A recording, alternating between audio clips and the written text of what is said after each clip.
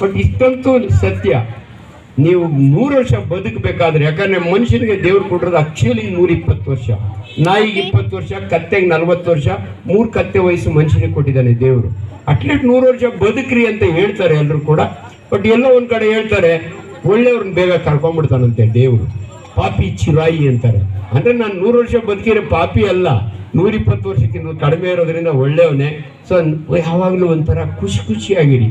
ನಗುವಾತ್ಮ ಪರಿಮಳವ ಪಸರಿಸುವ ಕುಸುಮ, ನಗು ನಗುತ್ತಾ ಬಾಳ್ ಅಂತಾರೆ. ಒಬ್ರಿಗೆ ತೊಂದರೆ ಕೊಡ್ತೀರ ನೀವು ಬದುಕಿದ್ರೆ ಬದುಕ್ತೀರಿ.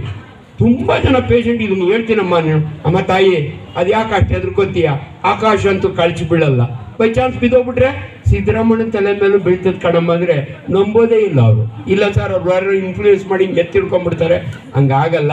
ದಯವಿಟ್ಟು ಇವತ್ತಿನ ಈ ನೆನಪಿನ ದಿನ ಇಂಥ ಪುಣ್ಯಾತ್ಮನ ನೆನೆಸ್ಕೊಂಡು ನಾವೆಲ್ಲ ಒಳ್ಳೆ ಕೆಲಸ ಮಾಡೋಣ ಅಂತ ಹೇಳಿ, ಹೆಚ್ಚಿಗೆ ಮಾತಾಡಿದ್ರೆ ಹೊಟ್ಟೆಗೆ ಹಾಕೊಳ್ಳಿ. ನಾನು ಗ್ಯಾಸ್ಟ್ರೋಎಂಟ್ರಾಲಜಿಸ್ಟ್ ಇದ್ದೀನಿ. ನಮಸ್ಕಾರ.